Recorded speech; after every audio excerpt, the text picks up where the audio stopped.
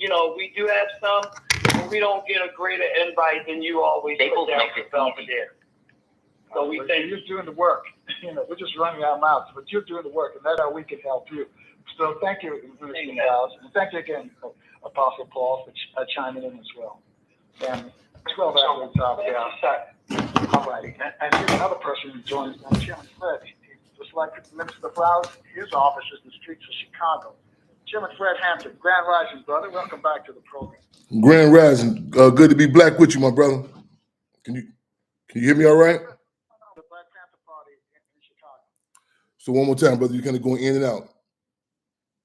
Yeah, can you share with us what's going on with the Black Panther Party in Chicago? Yes. Let me go straight to the. First of all, again, good to be on with you. Let me go straight to the chase.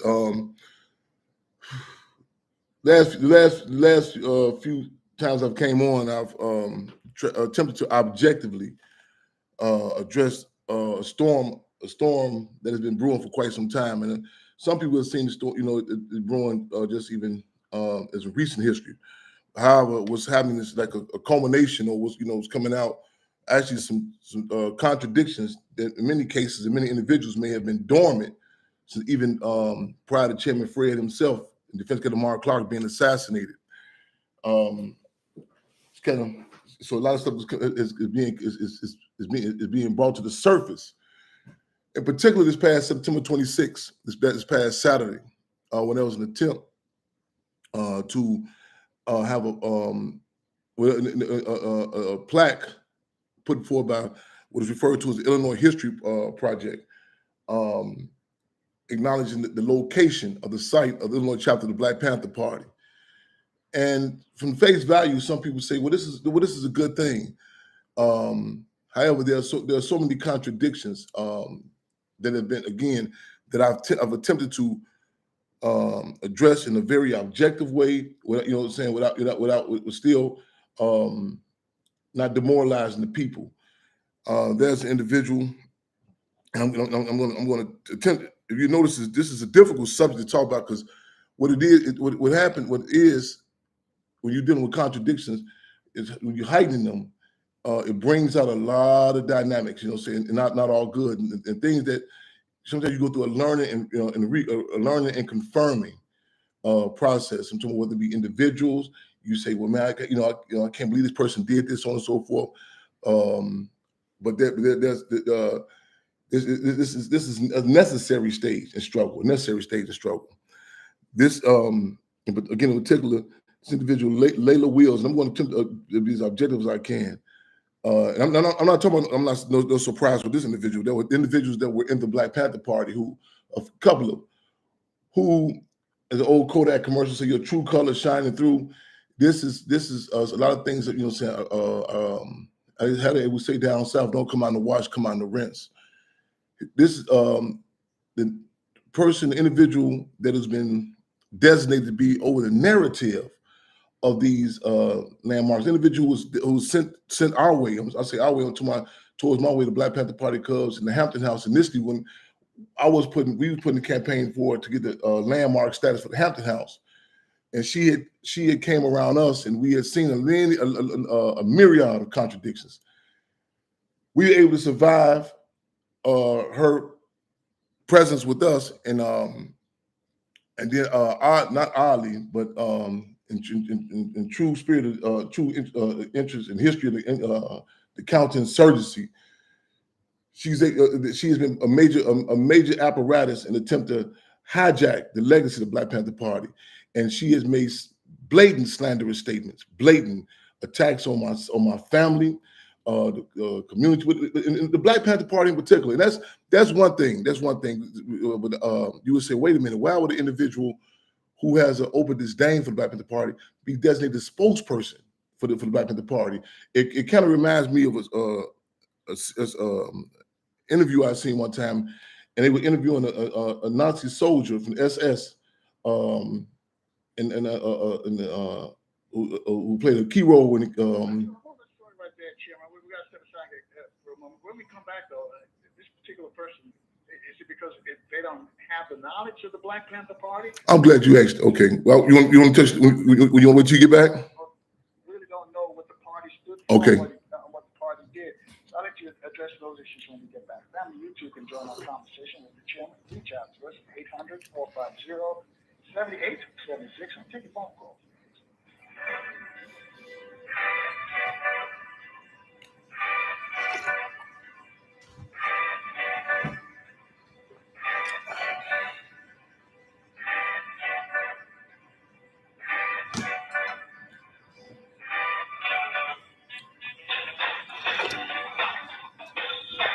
No doubt. Good morning, brothers. Free them all. Yes, indeed.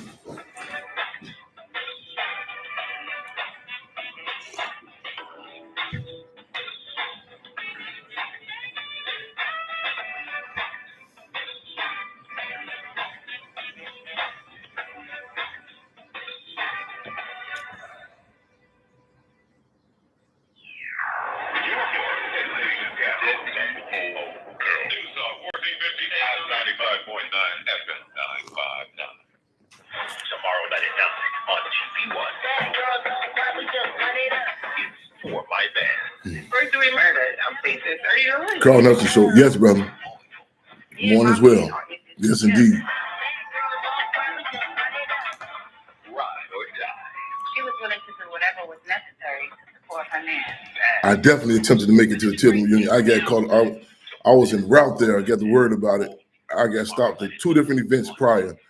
I definitely wanted to make it to the reunion. Unfiled taxes or debt to the IRS.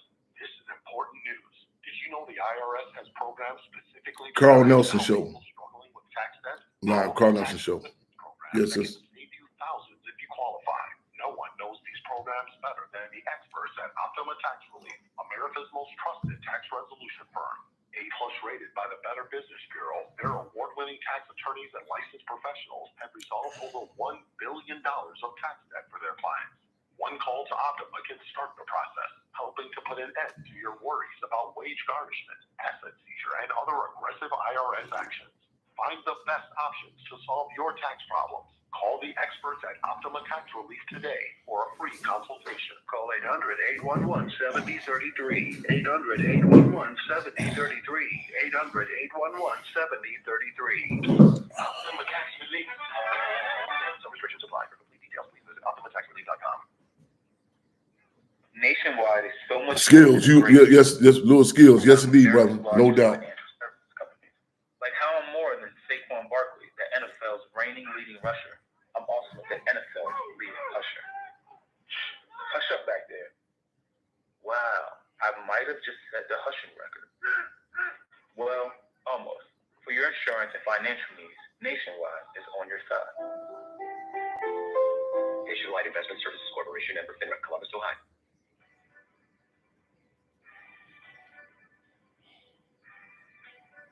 Now back to the Carl Nelson Show.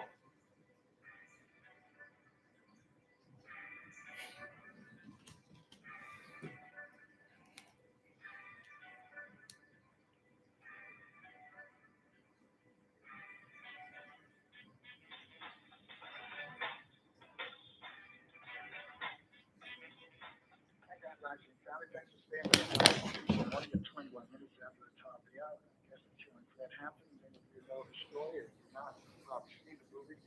Citizen of the Black Messiah, where his dad, Chairman Fred Hampton, and also Mark Clark, were assassinated by law enforcement officials in Chicago. And what Chairman Fred has been trying to do is keep his dad's legacy alive. Now, because somebody's out there trying to tarnish the legacy of not of his dad, essentially, but also the entire Black Panther Party. So, Chairman Fred, I'm going to pick it up with you. They don't know what is being done intentionally. They just don't know. They don't know the history of the Black Panther Party and your dad. Before I go into that, you sound a little vague, little muffled. But I can still hear you. I want to make sure I can clearly be heard on your end. Can you hear me clearly? Yeah, we very clear. Okay. I think that's a natural initial response. For many people, including myself, you say, well, maybe individuals don't know, and it's and we try, so this, how we inform them or educate them. Let me say, in fact, I said a number of cases, a lot of people don't mean no harm, but they're harmful. But however, and I know it's something, and I think it's particular with our people, in particular, even when it comes to straight out directly. I mean, you know what I'm saying? I mean, many people still can't even grasp the dynamics of the infamous COINTELPRO from the 1960s. People say, well, maybe this was a mistake, so on and so forth. Many of us we do not believe that we are worthy of a concentrated strategic attack to be waged on us, on our lives and our legacies. So and that's part of that in itself is part of the counterinsurgency, to dismiss it just naivety. And but let me lay out some of the what just occurred this past Saturday. And with people of the late, I'm talking about people, I mean, just people in the general community witness. This location again is the and these locations that have been designated to be announced with these plaques are locations in which was the largest chapter of the Black Panther Party, the site where Chairman Fred and Mark Clark were assassinated, the free medical center, free breakfast program. These and they're specific strikes, strategic strikes. And you was okay. The question will be okay when you see you say okay. If a person doesn't know how they put in place, they'll say they'll be placed to be the direct the narrative of these different delicate particulars in regard to one of our greatest liberation movements. And then, in addition to have an open disdain, you say okay. Again, I gave the analogy earlier about the SS soldiers. The movie SS Soldier was speaking on the history of the victims of the gas chamber, and the journalist said, "Well, how is it odd that the role that you played? How would you be speaking for the victims of it?" So, I mean, again, to have open disdain. In so many cases, there's a long history of different individuals being raised up to speak in the interest of the Black Panther Party, and the blatant disrespect to myself, to our family, to members of the Black Panther Party. Let's go this past Saturday in particular. When I got there, this is again everything. I mean, first of all, you see people who never come out to show any support from the work we do about the Black Panther Party. You know what I'm saying? All of a sudden they showed up. You had streets blocked off. I mean, Majack like a parade. And I intentionally stood there at front and center, and witnessing so many individuals, opportunists, you know what I'm saying, who grandstanding on the grave of Chairman Fred, you know what I'm saying. But I'm sitting there, at the front of the audience, and even many people, brothers in the community who happen to be just brothers and sisters from the late, they seen it, and they were even agitated. Like, why is Chairman Fred not even being acknowledged and listened on speak? And I'm not saying this from some egotistical point of view, but again, you see this blatantly happen. And then with one individual in the Black Panther Party, when she just made mention of me, she said, "I heard we have Fred Jr. here." This same individual, Layla Wills, snatched the mic from this from a member of the Black Panther Party, snatched the mic from her, blatantly let you know that there was going to be no acknowledgement of myself, my family, or nothing. And then when I spoke and I laid out the contradictions, the people themselves, so they said, "Wow, one elderly lady said to me when I was walking away, she said, I don't know how you sat there this whole time. Yeah, you stood there witnessing the blatant disrespect. But this is nothing new. And let me give you also this past December the 4th, 2024, December marks the 55th year after the assassination of Chairman Fred and Defense Captain Mark Clark. This same individual I'm speaking of, they had an event at Gene Siskel Theater, downtown Chicago, packed, majority white people. And when I get up to the same situation, same scenario, and when I get up to ask a question at the end, at the conclusion, when I get to ask a question, the vicious venom attack. I'm biting my tongue not to say what she said to me. But also it was good because I got to watch faces of other people of the Black Panther Party. I said, what is their response? And I'm gonna say this for the record. There are a couple of individuals who I still have the utmost respect for, who I say this is wrong. You know what I'm saying? But you seen in their faces, they say, how is it? Like the blatant attack. But I seen it brought the pus out of the sore. I seen contradictions that I know this was not their first rodeo. Some individuals who have been involved in criminal activity, even back far as with Chairman Fred, Chairman Fred Sr., during his existence. So, and again, we try to go with this narrative, and believe me, myself, I try to wear out, all remedies. Well, maybe a person doesn't know. And ignorance is one thing, but the detail of information, the strategic narrative, to be real sense, and a lot of times people don't recognize from the face value. They say, okay, well, you take this word out, it's not a big deal. But the literally disrespect. I was at the Gene School Theater, before they knew I was there.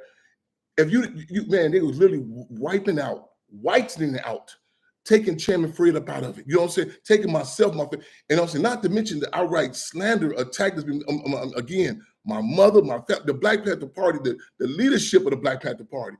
I found myself fighting for people who themselves are being under attack. You know what I'm saying? But let me reword that. Fighting for a legacy, because again, that's why I struggle to be objective. Because if I took this personally, if I did not put this in the context of this is a tactic, and a tactic in the attacks on our people, and I look at this historically, that's why I try to be as objective as I can. I try to stay away from names. I try to mudslinging. I try to be objective. But this again, this is it falls right into place again with the continuous attacks on a movement, and more importantly, a people.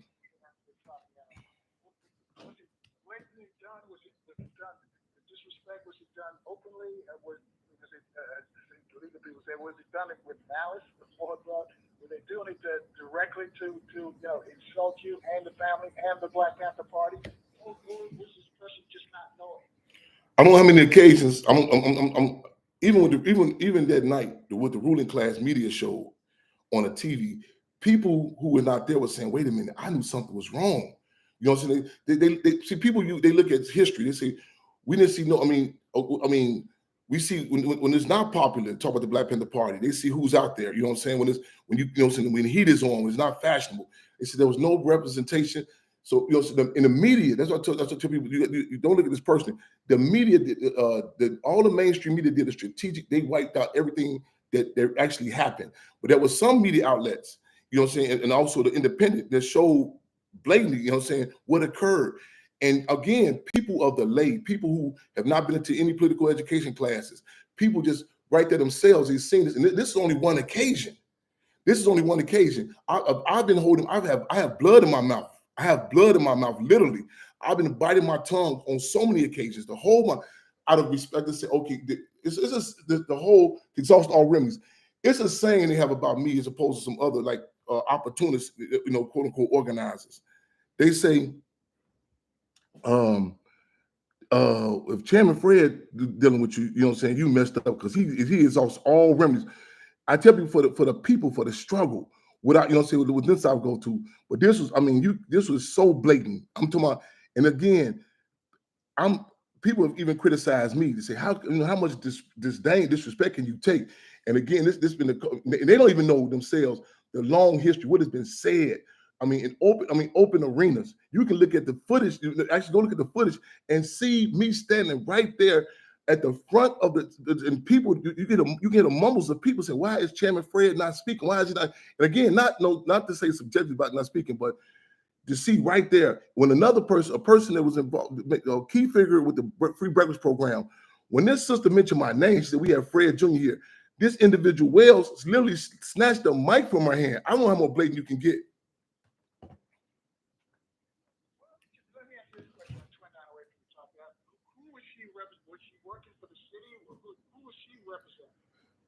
Oh, she has done such a Machiavellian job to the point that some people even think she was a member of the Black Panther Party.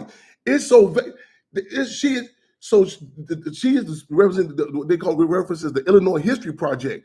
She has been through different organizations and institutions, but now has been step by step. Now has been the face. From questionable, probably like the children. But now it's so vague that Say it again. I missed your question. That's where we need to go. Who's she taking her orders? When I see the coldness and and I see the way the media, the way how they work in concert with this, I'm very clear. This is bigger than an individual. I'm very clear. When I look at history, when I look at December the 4th, 2024, the Gene Siskel. See, I mean, the venue.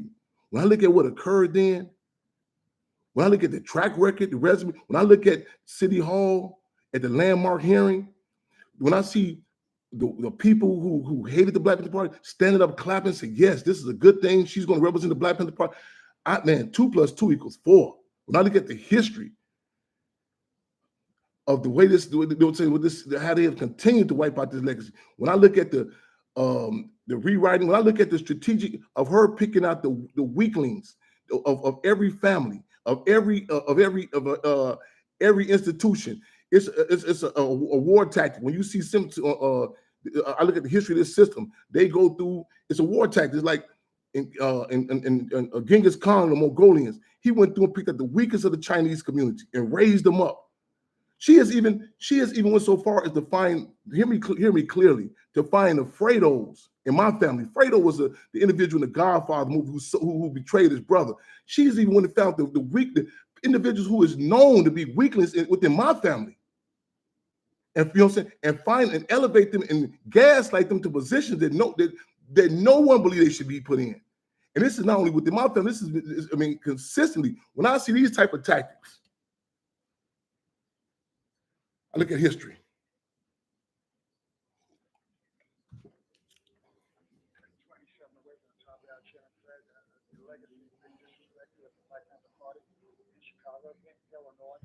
Chairman, what would you have liked them to say or discuss about, or just inform the public about the Black Panther Party?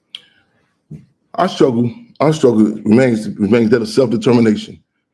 I recall in a situation some years back when they had the hip hop summit, and individuals saying, "Well, we're going to have some different entertainers, rappers speak for you all." And we said, "No.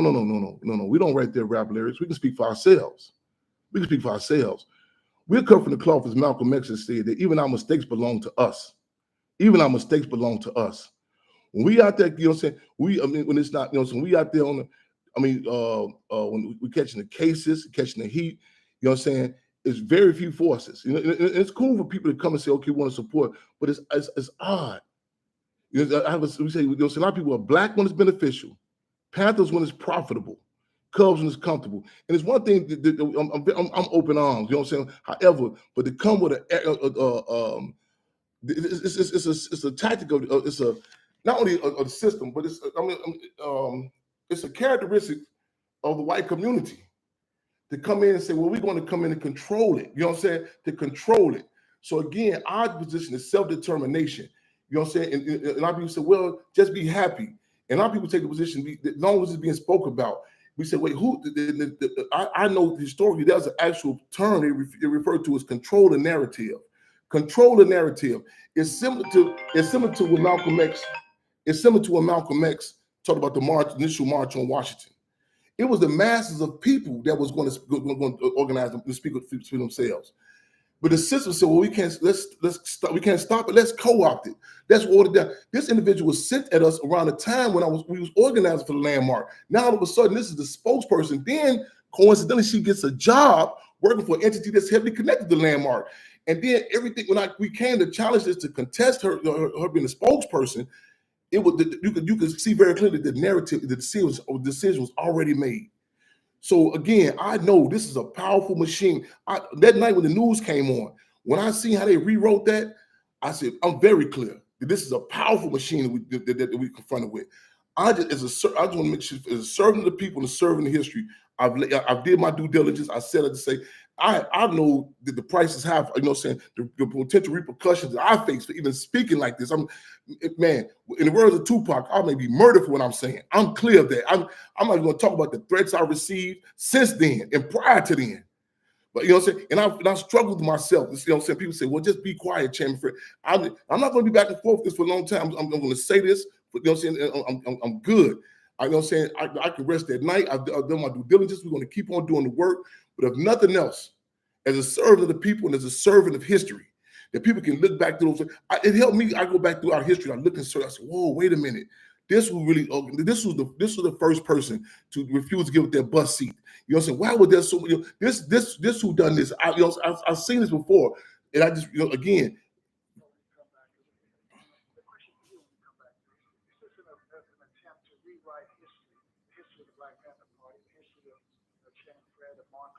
let us know what your thoughts are. Now, you two can join our discussion with Panther. Reach out. This is 800-450-7876. We'll take a phone call.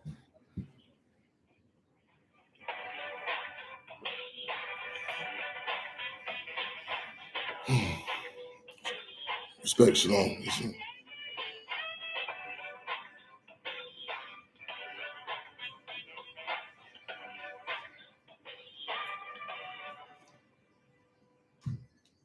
1450 WOL.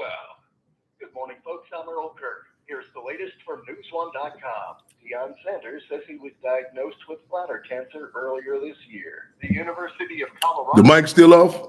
You can't hear? Can you hear? Sanders had his bladder removed, and his doctor said he is now cured from the cancer. He said he knew the surgery was upcoming during the NFL draft when his son dealt with the uncertainty of when he would be drafted. I'm Brian Shook. DC Council Monday voted to approve the city's roughly $22 billion FY26 budget, along with the controversial amendment to tipped wages in DC. Council members also considered are you able to hear? the ranked choice voting initiative before ultimately Did approving the mic drop? Forward Bethesda Chevy Chase volunteer. Can you hear all here? Child sex abuse charges. Fairfax County Police. Okay, right on. Accused of having inappropriate contact with minors dating back to 2004, listing help without bond. Dudley has also worked as a real estate agent and a vocal coach in the DMV, and police are urging anyone else who may have had an inappropriate encounter with him to come forward. A young Southeast DC woman is in police custody for a domestic dispute that turned deadly. 22-year-old Anna Hyman is accused of stabbing 63-year-old Robert Dent during a weekend argument inside a home on Galveston Street. EMTs tried to save Dent's life, but he died at the scene. Hyman fled, but was later arrested on murder charges. Authorities are reminding DMV residents that smoking weed in federally maintained public areas is illegal. The reminder comes after the recent arrest in DuPont and Logan circles, where 4 people were popped for open containers of smoking pot. Federal law overrides local regulations at federal parks, and U.S. Park Police have been trying to keep them problem-free thanks to an executive order by President Trump. That's the Astros 2-1. I'm Earl Kirk. When you're looking for news for Black America, go to NewsOne.com. This report is sponsored by the Ouch Guy, 877-OUCH-911. Bladensburg, that's where we have crash activity on 202 at 450. Follow police directions. Much better in Upper Marlboro. The crash is now cleared. Northbound 301 at South Osborne Road. Those delays are easing. Heading inbound on the Suitland Parkway slows off and on between Branch Avenue and Stanton Road. And again, as you come up to 295, JB, the Ouch Guy, wants to make sure you're okay. You're sleeping enough and you're eating right. Call 877-OUCH-911. or visit ouchguy.com because he really cares about you and your injury case. Now look at your forecast. Sunny and hot today, high near 99 with the real field temperature near 105, overnight low 77. Current temperature 74 degrees. I'm Jamie Whitten for News Talk 1450 AM and FM 95.9 WOL, where information is power. Ron had a tax problem he just couldn't handle on his own. I owed the IRS taxes for over 5 years, but I didn't have any money to pay the taxes. Those years cost him dearly. Most of it was fees and interest. It was horrible. Ron finally called in the pros. I called Optima Tax Relief, and boy, am I happy I did. The leading tax resolution firm, Optima, is A+ rated by the Better Business Bureau. They've resolved over $1 billion for their clients. Ron was overjoyed. They settled my account with the IRS. I was ecstatic. They are a lifesaver. They are. I am so happy. Take Ron's advice and call Optima now for a free consultation. Yeah, don't do like I did. Was called Optima Tax Relief. Do it now. You'll be ecstatic like me. Call 800-279-6822. 800-279-6822. 800-279-6822. Optima Tax Relief. Testimonial from an actual client. Some restrictions apply. For complete details, please visit OptimaTaxRelief.com. $5,000. That's the average amount of money people in the U.S. are now spending on gas in a year. $5,000. That's crazy. If you drive, you have to download Upside, the free app that gives you cash back every time you get gas. That's right. You can earn real cash back with upside just by buying the gas you're already buying. You can literally start earning cash back today. I use upside every time I fill up. I've already made around $300. You're putting gas in your car anyway. Why not get real cash back? If you like free money, download Upside. I'm saving the cash I earn from using Upside to help pay for a vacation later this year. Download the free Upside app now to earn cash back every time you buy gas. Use promo code PICKUP to get an extra 25 cents per gallon on your first tank. You can cash out anytime right to your bank, PayPal, or a gift card for Amazon and other brands. Just download the free Upside app and use promo code PICKUP for a 25 cents per gallon bonus on your first tank. That's code PICKUP for a 25 cents per gallon bonus. Hi, Zoe Saldana. Welcome to T-Mobile. Here's your new iPhone 16 Pro on us. Thanks. And here's my old phone to trade in. You don't need a trade-in. When you switch to T-Mobile, we'll give you a new iPhone 16 Pro. Plus, we'll help you pay off your old phone up to $800, and you still get to keep it. There's always a trade-in. Not right now at T-Mobile. I feel like I have to give you something in return for karma. That's okay. I don't really have much in my purse. Oh, let's see. Hand sanitizer. It's lavender. I'm good. Seriously. Let me check this pocket. Oh, mint. Really, I'm fine. Oh, I have raisins. I'm a mom. Wait one sec. I've got cupcakes in the car. It's our best iPhone offer ever. Switch to T-Mobile. Get a new iPhone 16 Pro with Apple Intelligence on us. No trade-in needed. We'll even pay off your phone up to $800. With 24 monthly bill credits, new line $100 across the month. Experience beyond financial. You get $999.99 and qualifying for it. Go well qualified plus tax and $10 connection charge. Payout in virtual prepaid for 15 days. Credits in and down to pay off earlier. At T-Mobile.com.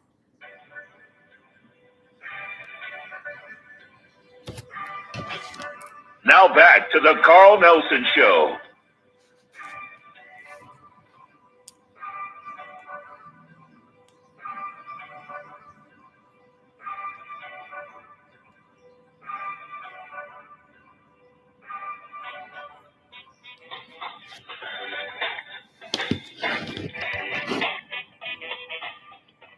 And Grand Rising family, thanks for rolling with us on this Tuesday morning. I guess it's Chairman Fred Hampton. Chairman Fred out of Chicago, so there's been a lot of disrespect shown towards Chairman Fred's family and also the Black Panther Party in Chicago. What are your thoughts? Let me get in on this conversation with Chairman. Reach out to us at 800-450-7876. When we go back to that, let me just remind you, currently later this morning, we're going to speak with Black politics expert Dr. James Taylor. And later this week, you're going to hear from clinical psychologist Dr. Jerome B. Fox, and also metaphysician Dr. B will be here. So if you are in Baltimore, make sure your radio's locked and tight on 1010 WOLB. If we're in the DMV, we're on FM 95.9 and AM 1450 WOL.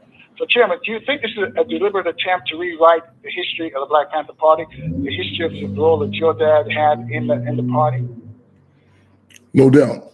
At minimum, no doubt. This is we talk about history, and a lot of times people see that word in an abstract sort of way, like just, okay, it's good to know. But it's, again, I'm attempting to put this in tangible, objective critique. There's an actual, I mean, I think it was in the George Bush Sr.'s tenure in Iraq that there was a generation of there was I think 72 or 76% of the populace was under 17 years old. So you were dealing with a generation of potential reactionaries, people who had no knowledge of what happened before. And we hear the word history, we say, "Oh yeah, I don't know about that stuff." And I look at people, I look at myself, and I be surprised sometimes, like stuff that you would take for granted that people know. But then, and I tell people, say, if you want to hide something black from the black people, keep it from a put it in a book. And the deal is, black people are, in particular, is Stephen. In many cases, very intelligent. They may not can articulate the Queen's English. In fact, Stephen Biko said that black people in particular must grasp the ability to distinguish intelligence from the ability to articulate. And many of them can feel the facade, the fraud that's put in these books. The more I'm dealing with this, the more I'm learning. The more, I'm seeing history. I'm seeing, like, when I watched the news that night, I was there. I remember when Malcolm X said, you can go in the event and you will see what the news put out. And you would say, wait a minute, the news was right there. And they strategically cut out and placed where they wanted to be as spokespersons. And I look back at my life, the so-called history books, and there's a lot of stuff about Donald Trump, U.S. President Donald Trump, pushing this dynamic about just wiping out No mention of certain history about black people in particular. But this is a tactic also. You follow what I'm saying? This is like the carrot and the stick to say, okay, either you wipe it out or you devalue it. You know what I'm saying? A lot of times we don't see the significance of that. This is a war tactic. That if I think back even with the movie Judas and the Black Messiah. Speaking of which, this is what dynamic also one of the bad. It triggered a lot of stuff to come out. A lot of you know what I'm saying? We had to do that movie. Initially, we had to do a lot of damage control that was put out by a lot of misinformation, and even some of the things like Chandler. This is what we thought. The books that people would go around and talk, including individuals that may have been in the Black Panther Party. The misinformation that you know what I'm saying that was given about the Black Panther Party. You know what I'm saying? We had to go do damage control, and these same individuals they can throw a rock and hide their hand. And I'm gonna say this also: nothing is all good, nothing is all bad. This enema, this individual, emina, and medically speaking, it also has induced, it has brought out the sickness. That's, you know what I'm saying, that's in people, you know what I'm saying? I mean, the other day alone, I witnessed individuals. It still haunts my mind. December the 4th last year, I watched the response of people when this individual stood up in an open arena at the Gene Siskel Theater and blatantly, not do I think, you know what I'm saying, was it a chance, a mistake, blatantly disrespected my family, the Black Panther Party, blatantly. I watched not only this individual, I watched other people to see who's in concert with this. You know what I'm saying? Because certain things you say, okay, this is just one person. When you start saying, wait a minute, this is something else. This is a concerted effort. And again, I know I am going against all odds. I'm clear of that, and I have no romanticism that everyone's gonna be educated. You're seeing people's the position but it's been dormant. It's like coronavirus. It may have been dormant individuals. Sometimes you need an emulator to trigger to bring out, and sometimes you don't want to know. Like I told you, they have even brought out some of the Fredos. I hope you hear me. The Fredos within my family, and I'm not telling you, that's one of the things we can't learn because we want to pick and choose. We want to grab a fertilizer. We don't want to smell a stench. You know what I'm saying? But the deal is this: history stinks. I'm hearing what you're saying, but how far up the food chain does this go? Oh. Do you think this person's making these decisions on her own? I look. Being told to do this, so is this part of the greater plan? You mentioned Donald Trump trying to erase our history. Is that all this part of the same plan? Well, let me say this, because again, let me make sure I'm clear. I was given an analogy that Trump, I'm not talking about Trump in particular, I'm talking about this system. You know what I'm saying? And it may go through the glove, a carrot, or the stick. So this is a historical tactic that, you know what I'm saying? There's no period in history we can look and say, okay, this that happened. Whether we talking about chattel slavery, we can look at the Reverend Nat Turner. You know what I'm saying? When one of the plantation or another white person went to go rewrite the narrative they took out Reverend Nat Turner's wife. They took out her portion, Reverend Nat Turner's wife. You know what I'm saying? This is you look at different history. That's why, like, even when you want to talk about the Bible. You know what I'm saying? You look at who's taken out of it. You say, wait a minute, strategic individuals are taken up out of it. And you can change it. They talk about the movie, the book, The Animal Farm, and how the CIA had, you know what I'm saying, they had took the Animal Farm and took one little piece up out of it to change it. It could change the whole narrative. The whole narrative. You know what I'm saying? So when you look at certain dynamics, it's like medical history. When you go back and you look at a person is sick, you say, wait a minute, this is the first thing. You say, no, let me study this. Let me study the history of this.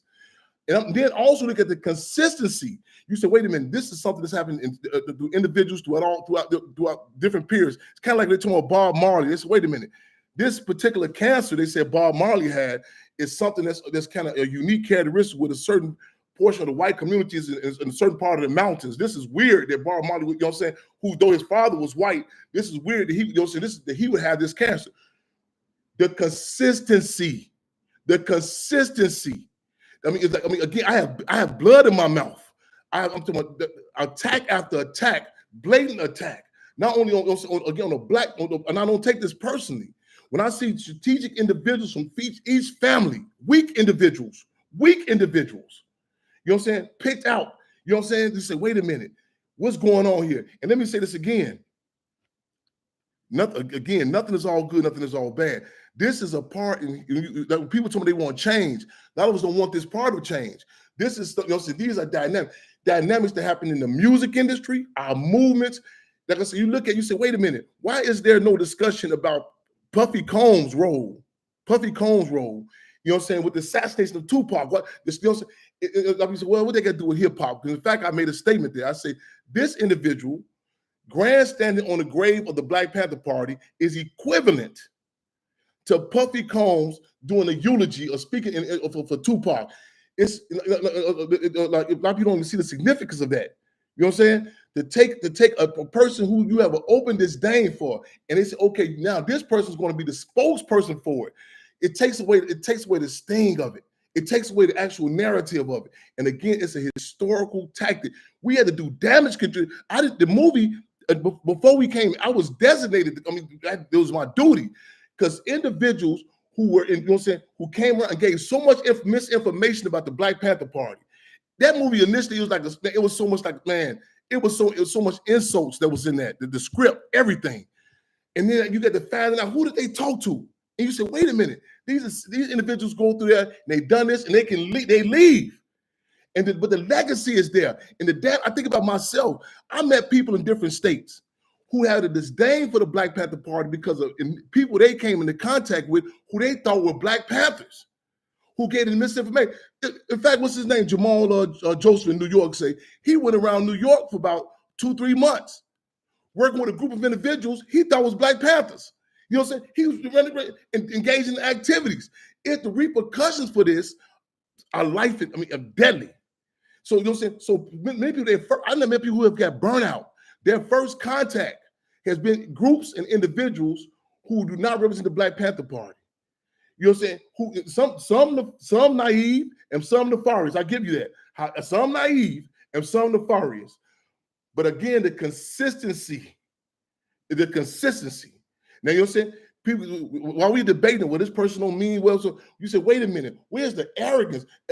If you see me come and your brakes need to be done, your car need to be fixed, and I'm sitting there at the auto mechanic shop, and there are TV commercials advertising for me.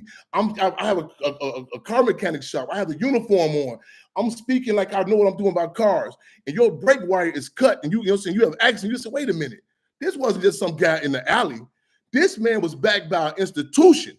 There was commercials. There were business cards for him. There were other mechanics that were standing around him, validating him. This is something. Then you have to say, wait a minute. Well, who recommended me to this here? Who's validating this mechanic? Why would Chairman Fred be there? Why would there be commercials for him? There's no resume. And then you find out that I hate cars. I have a disdain for cars. You say, wait a minute now. If I have a disdain for, add that to the narrative. I have a disdain for cars. I'm speaking ill of cars, but I'm on TV commercials doing car mechanic show, and I'm speaking for you. Then when you come, I do not let no mechanic speak. I don't let you come make no. You're right there. You cannot speak in your own interest. Other people who have oil and grease on their hands, who have fixed cars, who has worked on the Indy 500, who has a history of working on cars. You know what I'm saying? They standing there, and I make no mention of them. Then I attack them. I attack them. I attack them. You have to say, wait a minute. This is not an individual I'm dealing with. Well, let me answer this, and we'll come on a break, Chairman. It was obviously you're saying this was done deliberately, but what is the end game? What are they trying to achieve? Because if they're trying to rewrite history, so much history about the Black Panther Party, about your dad in Chicago, all over the world, actually. So if that narrative, it's not going to happen because there's so much. In fact, the legacy of your dad's work has been memorialized in the movie. So whatever they say, or whatever they leave out, it's not going to work. So having said that, though, so what do you think is their end game? I beg to differ. Let me say this with my brother. Every day, people who are good people who I have debates with. Some people, this event, it humbled them. I mean, people are very intelligent. You know, they said, "Wow, I never knew." I thought they have a movie is one thing. But when you say, I'll let you finish up on yes, back. yes, Hold on for a yes. This is important because you say you disagree, and I want to hear why. Yes. Family, you can get in our conversation at Chairman Fred Hampton. Reach out to us at 800-450-7876. We'll take your phone calls after the traffic and weather update.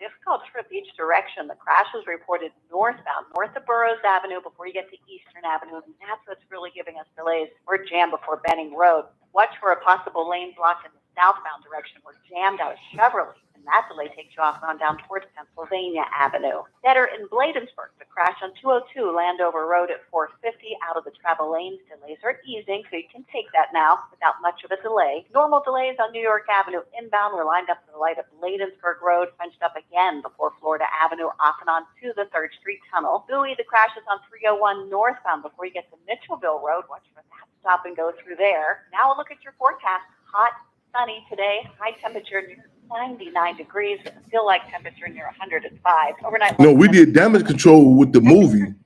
The movie, we were able to do damage control. We changed it, we had to change the title, the script, but initially the damage, you know what I'm saying, the information that was given, we did, you know what I'm saying. I'm still suffering from battle fatigue. Judas and the Black Messiah, we had to do a lot of damage control. But I'm pointing out what we had to come in and deal with. They guaranteed me that they were going to help me out the best that they can, and they did. Optima, stop. I'm laying that out. No more telephone calls, no more letters. Optima Tax took care of everything. I can finally sleep at night. I was stress-free. Agnes was finally free from her IRS nightmare. It was like a burden was lifted off of me, and it was a great feeling. Are you in deep trouble with the IRS? You might want to listen to Agnes. I would refer Optima Tax Relief to anyone because they got me debt-free from owing the IRS more money. Call Optima right now for your free consultation. Call 800-481-8144. 800-481-8144. 800-481-8144. Optima Tax Relief. Testimonial from an actual client. Some restrictions apply. For complete details, please visit OptimaTaxRelief.com. $5,000. That's the average amount of money people in the U.S. are now spending on gas in a year. $5,000. That's crazy. If you drive, you have to download Upside, the free app that gives you cash back every time you get gas. That's right. You can earn real cash back with Upside just by buying the gas you're already buying. You can literally start earning cash back today. I use Upside every time I fill up. I've already made around $300. You're putting gas in No, your car there's Why not get real cash back? If you like free money, download Upside. I'm saving the cash I earn from using Upside to help pay for a vacation later this year. Download the free Upside app now to earn cash back every time you buy gas. Get back on the air. Promo code CHAMPION to get an extra 25 cents per gallon on your first tank. You can cash out anytime right to your bank, PayPal, or a gift card for Amazon and other brands. Just download the free Upside app and use promo code CHAMPION for a 25 cents per gallon bonus on your first tank. That's code CHAMPION for a 25 cents per gallon bonus. 1450 WOL, Washington, D.C. 95.9 W240DJ, WMMJ HD3, WTCJ FM HD3, and worldwide at WOLDCnews.com. The views and opinions of the following show do not necessarily reflect the views and opinions of News Talk 1450 WOL, Radio 1 Incorporated, or their management.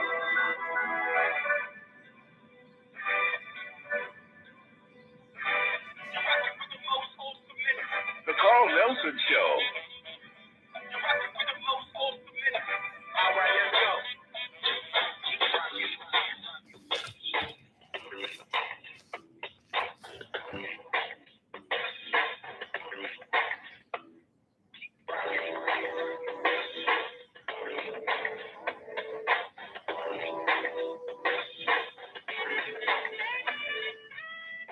Grand Rising family, thanks for sticking with us on this Tuesday morning. Our guest is Chairman Fred Hampton. Chairman Fred, just as an attempt to disparage the legacy of the Black Panthers and his family. Dr. James Taylor is coming up next, and we're going to get him in this conversation because this is some of the things that he wants to talk about. But anyway, before we left for the traffic and weather update, I was telling the Chairman that I think it's impossible for them to tarnish or change the legacy of the Black Panther Party in Illinois or of Chairman Fred and Mark Clark, because there's so much knowledge out there that this person is trying to rewrite the narrative about the Panthers and Chairman Fred Sr. and Mark Clark. And it's in the movie as well. So, you know, some people who don't like to read, they go watch the movie. But Chairman, you say I'm wrong. Respectfully. Oh, before you do that, Chairman, let me just tell folks, Chairman's broadcasting live on the internet. So I want to shout out all the folks. I just stumbled on it. A whole bunch of folks are watching Chairman Fred in this conversation right now. Should have told us earlier, Chairman, but go ahead. Again, respectfully, it humbles me. It humbles me to say this. Not, I mean, it hurts to say this. There's a reactionary assessment in our community of what it is to be Black. You know what I'm saying? Our people's history, and I say reactionary. Everything from what we refer to as a generation, which technically I think is every 21 years. Our community is so attacked and so reactionary. It's open to be altered and given back whatever the ruling class's agenda is. Our definitions of beauty. You know what I'm saying? Again, I've seen on so many where I've been in certain locations, and I'm gonna say this too. I've been critical of my mother. I said maybe we've been a little bit subjective because stuff I thought that people knew, and you know what I'm saying. You know, I mean, not only the Black Panther Party, Malcolm X, history, our people, and it's a lot of times when it's not blatantly, because there's very few times there's an acknowledged war on us. I'm talking about acknowledged war. With the terms I laid out, like other communities, they say, listen, there's a war waged on you. They you know, like I was telling someone the other day, they talking about, have you seen the ICE agents? They have masks on their face. I said, you know that the Jump Out boys used to do that in Chicago. You know, this is a certain group of police. They would have the mask on their face, but it was not an acknowledged war. And then when you see the casualties all the time, you know what I'm saying? You see that under contested conditions, you start seeing what people believe, what they don't believe. I seen people leave that event the other day like, wow, I didn't, what's going on? I didn't know this. I'm talking people who again, very intelligent in different arenas. I mean, you seen, I told the brother, that no disrespect and no slight, but when you see it, a lot of people don't know the difference between the Black Lives Matter or the Black Panther Party under contested conditions. And a lot of times we're told, don't speak about differences. You know what I'm saying? Because that's bad. Other communities can acknowledge the differences within that community.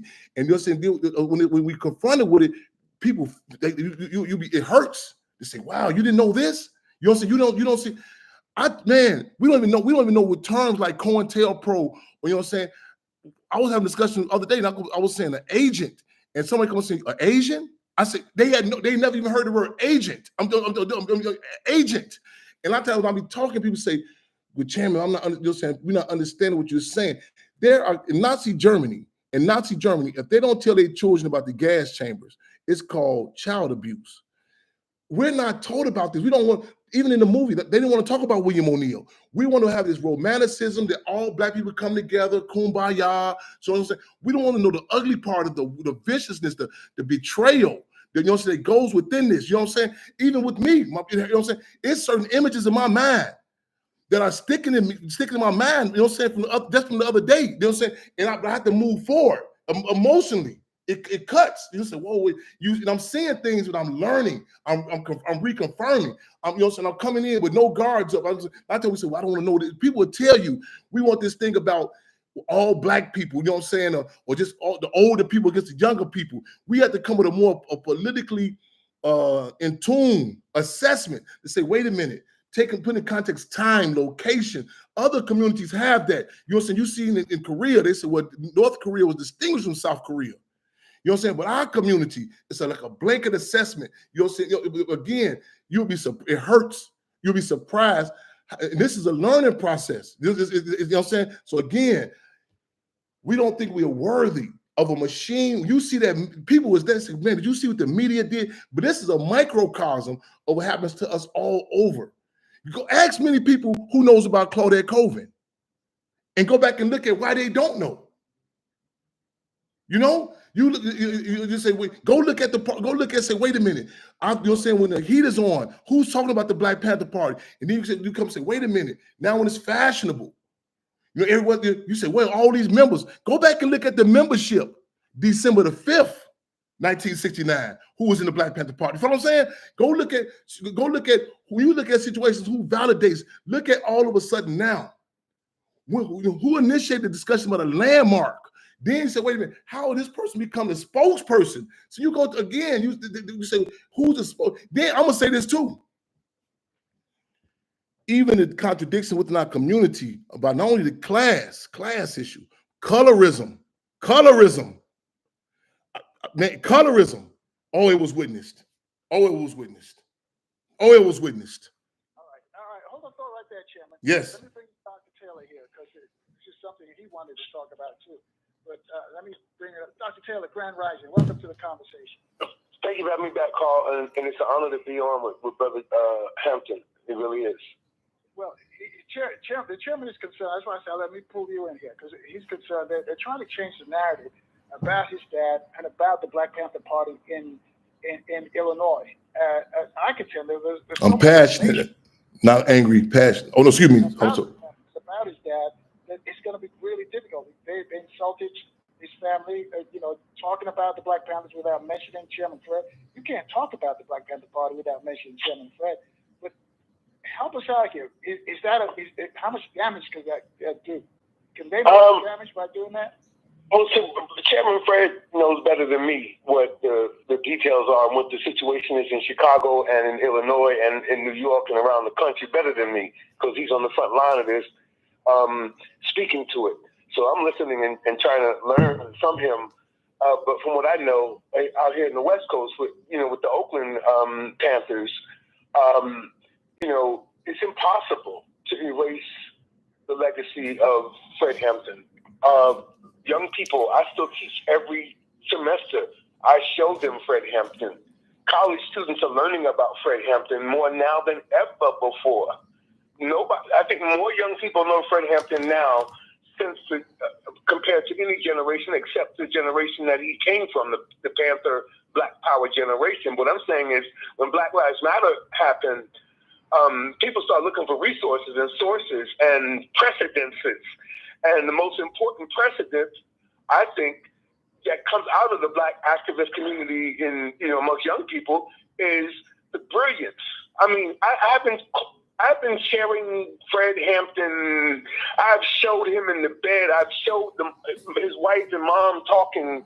I've showed her after the murder by Ed Hanrahan. This devil in Chicago who thought he was going to be the next mayor of Chicago. He's the devil who lied and claimed all the bullets. There had been bullets shot back at Chicago PD, FBI, and probably the CIA as well. They murdered Fred Hampton. And I don't want to say that lightly with his son listening, because I know it still hurts. I grew up without my father. My father died when I was 5. So I know that emptiness of, wishing you had your dad just to be there for you, just period. Forget the politics. And then know that the government took him away, and then they lied on him.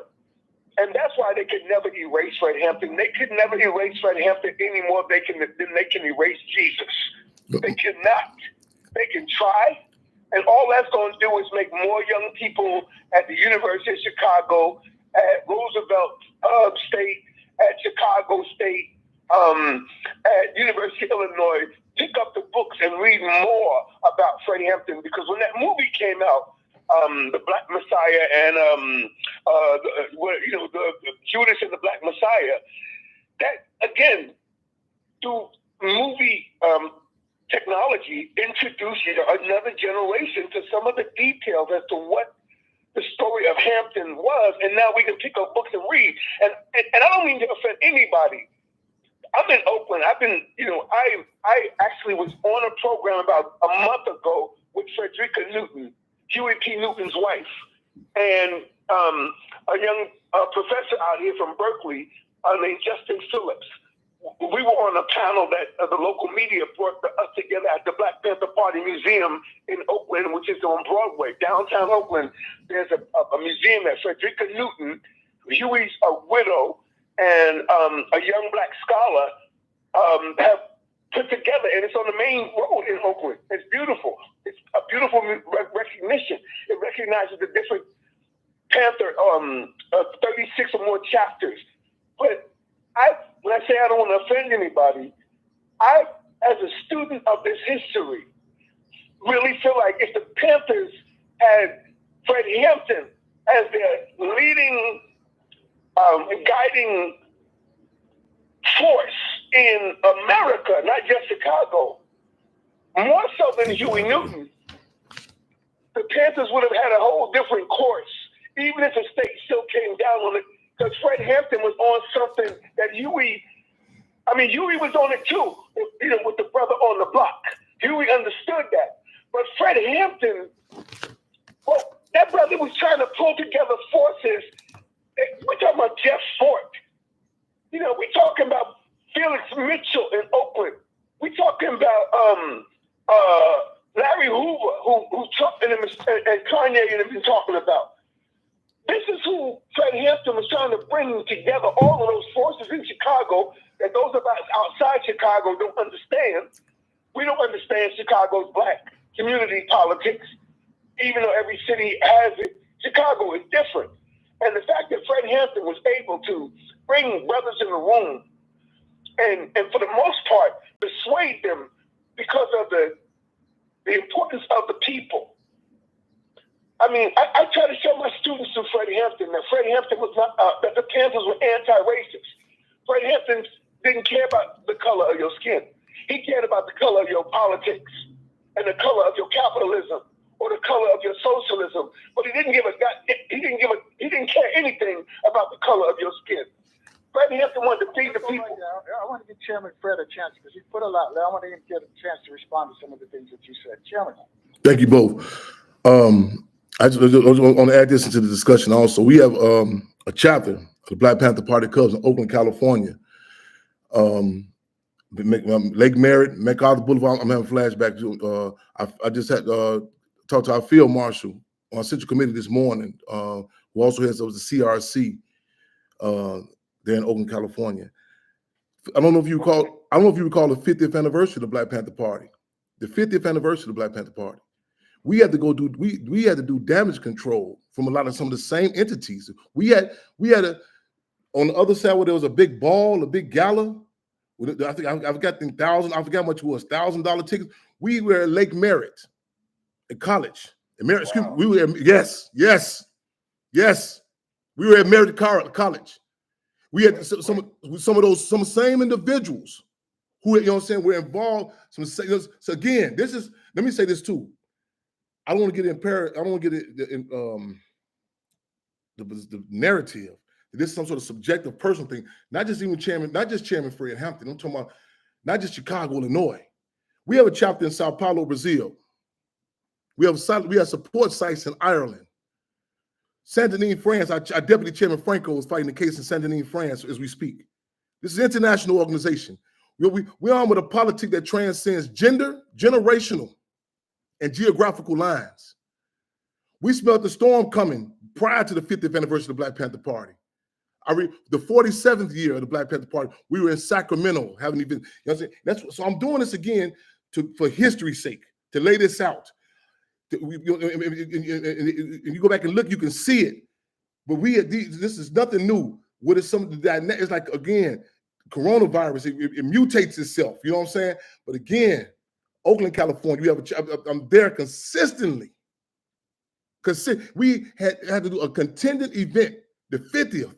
And people look back now and say, damn, now I can see the difference, Chairman. People who didn't see it coming. This is nothing new what I'm talking about. And again, some people may not see it right then. Maybe later on down the road, they can look back in retrospect and say, I can see certain, there's still information. There's still information. In fact, after the movie came out, one of the hashtags was that William O'Neill was not the only one. Court is not out. There are still certain discussions that we open. We say, that has to be had. And we want it to be held in a delicate way because it hurts. It's stuff. In fact, I pleaded with one individual before. phones. I'll let you see some sorry to come back and get Dr. Taylor to respond. Family, just checking in. Our guest is Chairman Fred, also Dr. James Taylor, Black politics expert, who's joined us. He teaches at San Francisco State University. He's a political science professor. You want to get on this conversation about the Panther and their history and their legacy, reach out to us at 800-450-7876, and we'll take your phone call next.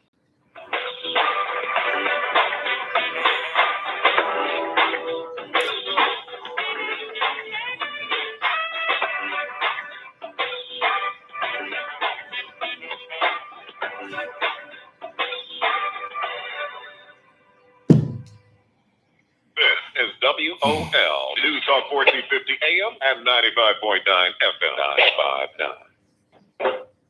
Here at Urban One, we pride ourselves on supporting local and national Black-owned businesses throughout all of our radio markets. Since we began our Buy Black campaign, we like to spotlight some familiar and unfamiliar businesses in our communities. From arts and crafts, restaurants, clothing and apparel, heating, technology, electrical. One thing is true. Black folks have a business for everything you need, want, or could imagine. So let's show some love to all local and national Black-owned businesses, because when you spend money with a Black-owned business, you are helping your community as well as helping yourself. The businesses for this week are S&V Photography. Photography with a personal touch. SNVphoto.online. Blessed 24/7 Gift Shop. T-shirts and gifts for him and her. Blessed247gifts.com. Bam Sauce. Bam Sauce is a unique range of barbecue sauce flavors. BAMMSauce.com. Thank you. Fremont, come in. Fremont, nephew. Build something real. A business rooted right here in the DMV. So why risk your whole budget on search and social ads? Putting your business on the air right here on this station, reaching real customers has never been easier. Our AI-powered ad manager is fast, affordable, and puts you in control. Oh, no doubt about it. The record show. Love and respect. My other mother. Yes. Code intro 10 and get 10% Love and off respect. your first campaign. Keep it real. Yes, Urban indeed. One on tap. An official message from Love and respect. I turned 65 this year.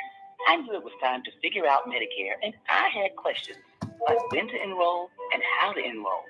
So I went straight to the official source, Medicare.gov, to get the facts about Medicare. I found answers to all my questions, and I'm ready to get started. And so can you. Just go to Medicare.gov to get the real facts about Medicare. paid for by the U.S. Department of Health and Human Services.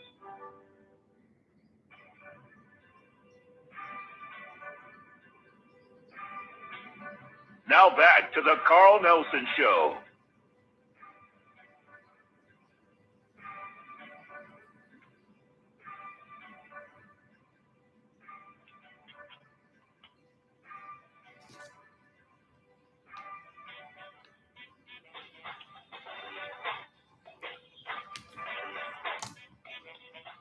Grand Rising family, thanks for sticking with us on this Tuesday morning here at 20 minutes after the top of the hour with our guest, Chairman Fred Hampton, and also Dr. James Taylor joined us from San Francisco Bay Area, and Chairman Fred's in Chicago.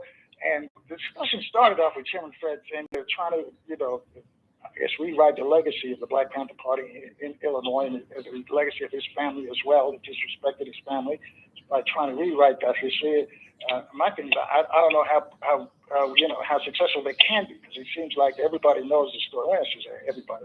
When most people know the story of Fred Hampton and know the story of the Black Panthers, many people who do, but there are some upcoming who don't know it, those who haven't seen the movie, Judas and the Black Messiah.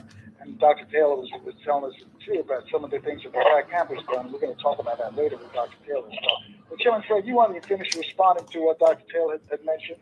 Yes, I just respectfully add to my brother with Doctor some of the points. I just want to lay out, some of the history of these, these long range attacks. And I'm gonna say this too. I mean, I've always said I feel fortunate to have fallen from the tree of two freedom fighters.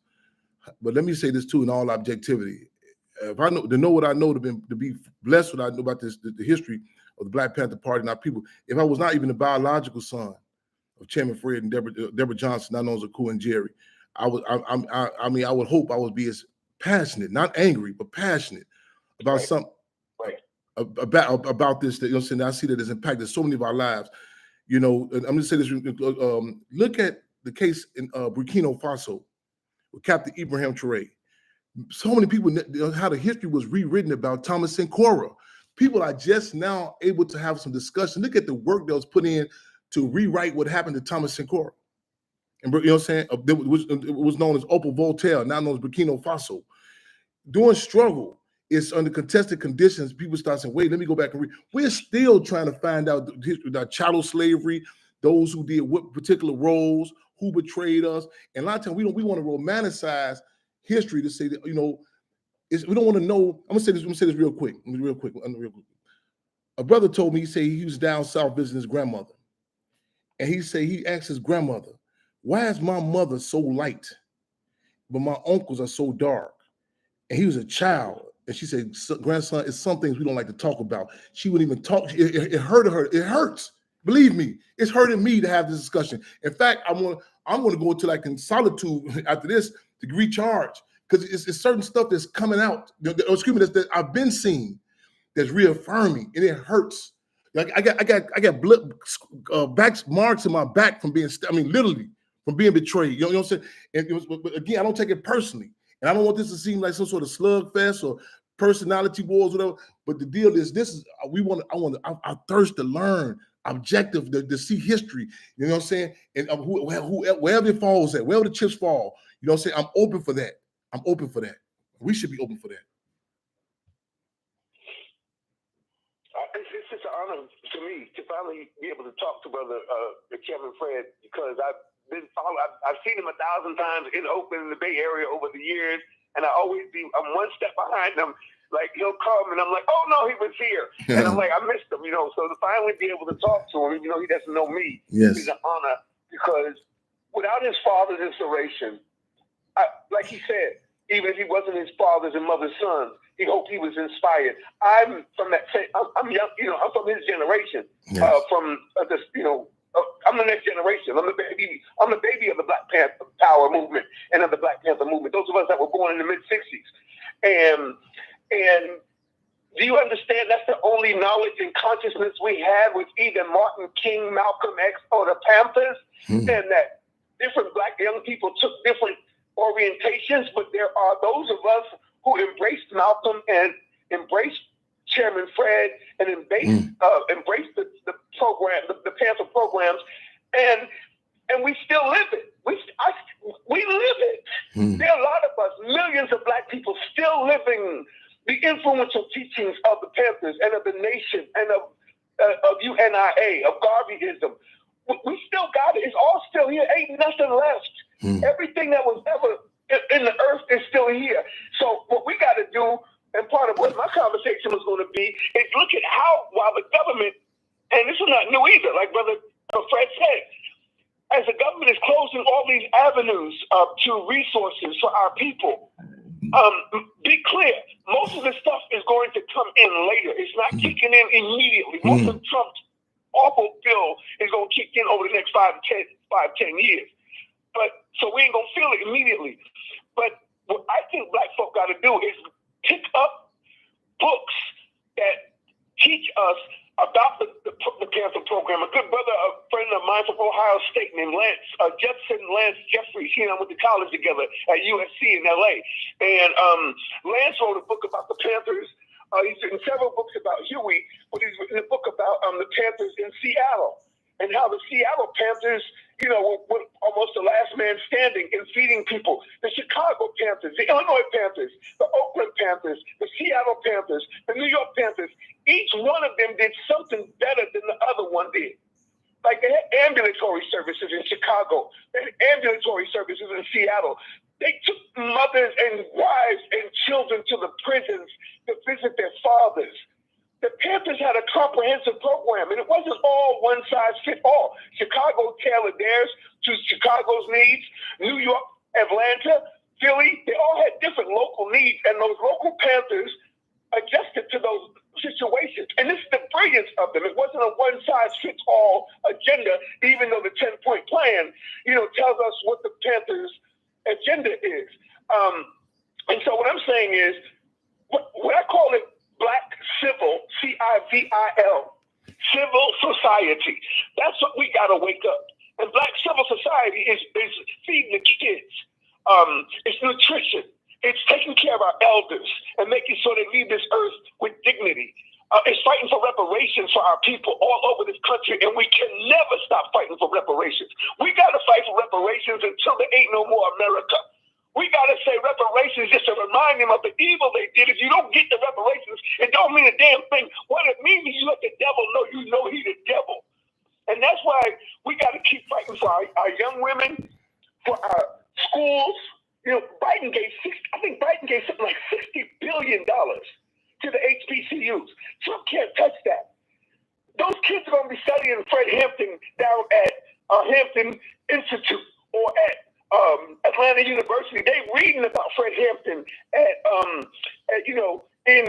Howard University. They know who Fred Hampton is at Grambling and Jackson State. Our people, a generation of people came up under the Panthers, and we have never forgotten what they did for us. The government destroyed the Panthers. They didn't destroy themselves. They had internal. Dr. Taylor, a question for you, and it's a tweet question for one of our listeners, and for you and Chairman Fred. A tweeter says, I just looked up Fred Hampton on the Wikipedia section. He says he was a revolutionary socialist. He says, we never hear about the socialist connection in the Black Panther. So we'd like to hear you guys talk about that. Okay. I'll defer to Brother Fred. Thank you, Doctor.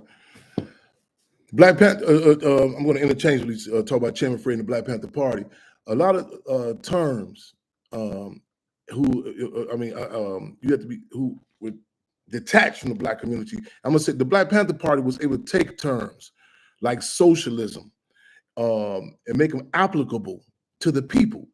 They took it out of these bookshelves that, you know what I'm saying, that many of the Marxist, Leninist theoreticians make, you know what I'm saying, all due respect, they may have like an abstract. The Black community, in many cases, one deprived of an acknowledged war, as well as deprived from an acknowledged resistance. That's why, like, you hear those different titles, Chairman Fred, Deputy Minister of Health, Ronald Doc Satchel. To struggle to put this in official cadre, we had cadres, official organization, official ideology. And there was an example Chairman Fred talked about. He said there'll be these sisters in front of the free breakfast program. And the police will pull up on these sisters and say, hey, are you for capitalism? And they say, no, Chairman Fred said that's not cool. That's not a good thing. And the police say, okay, well, what about socialism? And sisters say, well, you know, I really can't debate with you because I'm not familiar with those words and terms. And the police say, well, what about this free breakfast program? And the sisters say, hey, this was feeding my babies. If you attempt to take it from us, we will blow your brains out. The people recognize those programs belong to them. That's see, a lot of times people get involved with Chairman Fred called intellectual masturbation, a bunch of words and terms. They were able to make it applicable to a tangible connection to socialism to the people. Yes, sir. And it was kind of hard because, again, these grandmothers in Oakland, they weren't interested in dialectical materialism or, Das Kapital, or the Communist Manifesto. And the Panthers didn't get distracted when they would go over Berkeley and sell a little red book of Mao to the students to raise money. And Huey had to write up 2 articles in his autobiography, in his books. He wrote one called The Defection of the Black Panther Party from the Black community, and the defection of Elgin Cleveland from the Black Panthers. And this defection was philosophical and ideological because the Panthers got so caught up in these white folk worshiping them and these white folk valorizing them over at Berkeley that they forgot West Oakland. And that's when Huey said we defected the community. We got too caught up in the fanfare of our ideology and the cult of personality. We got to feed the people. So the breakfast programs, the 63 programs, not just breakfast, that's the most popular one, but the sickle cell treatment. But Wick built his whole system on the Panthers' greatest threat was taking care of the people. This is just like Hamas. We can get a little controversial, even more controversial. The reason why Hamas is respected amongst the Palestinian people is because Hamas was meeting the needs of the people. And that's what the Panthers did. They fed the people. I don't want to hear you talk about no damn European from 1844. My kids are hungry trying to go to McClymonds High School. My kids are hungry trying to go to Oakland Tech. Feed my kids. And that was the intelligence the brilliance of these brothers and sisters. And it's really important that we make it clear that Black women especially ran these survival programs. This is why we needed still. The future of Black America is still on the edge. And one of the things that research shows is that if you have a Black female pastor, forget whether you agree with women preachers or not, we're not debating that. The data shows when our women pastors, Black churches are way better at doing community outreach, social services, and meeting the needs of the people than when they have male pastors. So a male preacher, he might talk about we're going to feed the people. That's nonsense. He's talking about once in a while. A woman pastor, and I'm bringing this back to the Panthers, the survival programs were mainly run by these sisters. One was a young sister named I think it was Martha Turner Taylor. She died at 23 years old, born and raised in Berkeley. But she's the sister who Huey and Bobby Seale discovered, and they appointed her. So a woman that died at 23 years old is the sister who started the programs in Oakland. And she was just committed to the kids. And she's the sister, if you watch some video, you can watch video on her on YouTube where she's saying, revolution has come, Time to pick up the gun. That's her. So I think we have to understand Black women are important too, not as feminists. I'm not trying to hear all of that. I'm talking about not those who think gender first. I don't want the Black woman who thinks gender first. I want the Black woman who thinks about her people first, not herself first. And what we have had for the past 40 years is a bunch of Black women who are more interested in themselves than they are their community. That cannot be said about the Panther women. The Panther women focus on meeting the needs of the people. And when they destroyed all of the men, the women kept the programs running up into the 1980s. Let me just throw in here 26 away from the top. I got to shout out Mother Akua. She's Fred's widow, if you will, and also the mother, chairman, the chairman right here. That's a strong sister right there that you just described, Dr. Taylor. You both? Yes. Her name is Marsha Turner Taylor. Marsha Turner Taylor. She's on YouTube. You can see a 2-minute clip of her, but it tells how they recruited her, and she was the key. And that's my point. Is she's not even well known. We know Fred Hampton. We know Huey. We know Bobby. We don't know Marsha Taylor, Martha Taylor. But it's the Martha Taylors of the Black Panther Party movement in Chicago, in Seattle, in Atlanta, all over this country, who were completely committed to meeting the needs of the Black community. And that was a beautiful moment. And Melina Abdullah is my good sister. She and I went to school together at UNC as well. She's the sister who's the head of Black Lives Matter in LA. And so she's got these commitments. She's inspired by Fred Hampton. Fred Hampton is on the tip of her tongue every day. And so I'm trying to say, in times like these, we all know that song, in times like these, we need an anchor. Well, in times like these, where the government is using austerity to basically cut off federal funding of all things, we don't need, if they kick every Black person out of white schools in America, do you know we're the only race in America that don't need white schools? Every other race, the Asians need affirmative action, we don't. Women need affirmative action, we don't. We're the only people, not the Asians, not the Jews, no other group in America could tell the American education system at the college level, middle finger to you, we got our own institutions. And Black kids 3, 4, 5 years ago chose more to go to the HBCUs over the flagship campuses at UC Berkeley and UCLA. More Black kids, those smart kids that got attention to those 2 top schools, said, no, we going to Howard. So Black folks have their own culture. And this is what I try to remind our people of. Taylor. Our culture is more powerful than white supremacy. This is how we have survived 500 years of their wickedness. No matter what they do, we keep coming up with movies like Sinners or songs like Squabble Up, or we have a Beyonce moment where she's standing on the car and the police car in San Francisco and saying, stop killing us. Beyonce, me and my wife watched the video the other night of her performance, and it's complete Black power. Beyonce is the most radical Black woman in America next to Nina Simone. Beyonce is Nina Simone in her spirit. in terms of subtlety. Nina wasn't so subtle. You know, she said Mississippi, goddamn. Beyonce is more subtle.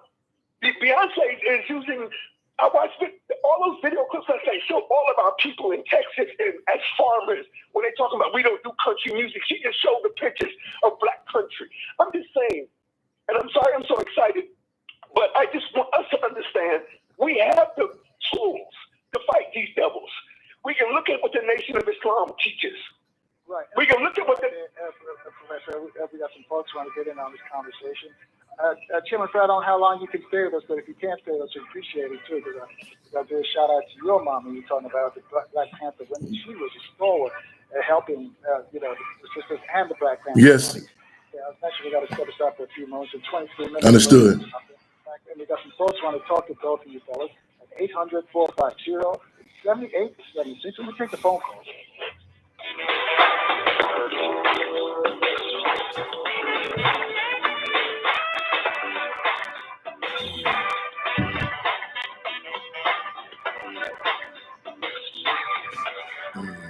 Excuse me. I'm going to recharge this coffee real quick. WOL, where information is power. Radio 1 presents Boss Talk, connecting with CEOs in the DMV. This is Dr. Derek Martin, physical therapist. I'm the owner of Physical Therapy and Balance Centers of Bowie, Lanham, and Waldorf. As business owner of Physical Therapy and Balance Centers, I leverage my dual executive level background in healthcare and healthcare industries to provide high-quality physical therapy services to patients of all ages and needs. I have over 20 years of organizational management experience and leadership with a doctorate degree from A.T. Still University and a bachelor's degree from Howard University here in the DMV. I made the decision to get started in physical therapy after working for other companies, other providers, and seeing how their companies are run. I figured with my military background, my leadership, and my management training, I thought I could give back to the community by taking that knowledge and giving it back to the patients that I treat. This is Boss Talk, inspiration from CEOs right here in the DMV. If you owe the IRS, here's the question. Would you rather deal with IRS liens, wage garnishments, and asset seizures on your own while interest on your unpaid taxes compounds daily, or have an experienced team of tax professionals helping you put an end to that? If you want option 2, the experts at Optima Tax Relief are here ready to help. Drinking so much of this Their coffee, tax attorneys and licensed professionals step in front of the IRS. Scared if I cut myself, coffee as opposed to blood might come out. Specializing in taxpayer assistance programs offered by the IRS, their award-winning team has resolved over $1 billion in tax debts for their clients. So, would you rather keep fighting the IRS on your own or have Optima by your side helping you? If taxes are the problem, let Optima help you with the answers. Call now for a free consultation. Call 800-569-4435. 800-569-4435. 800-569-4435. Optima Tax Relief. Some restrictions apply. For complete details, please visit OptimaTaxRelief.com. DMV, get ready and save this date. Saturday, October 4th, MMG Entertainment presents a big cavalcade of Southern Soul stars. Some you may know, like Donnie Ray, J. Reds and Nephew. And for the first time in the DMV, Free them all, my big brother. Going fishing. Need it. And Star Red performing her new hit, Lick Back. Along with Lamar Free, plus Calvin Langford and more Southern Soul artists to be announced. Mark your calendar now for Saturday, October 4th. The location of the event will be announced coming soon. For more information, call 443-857-2771. That's 443-857-2771. We have to go to rest last night.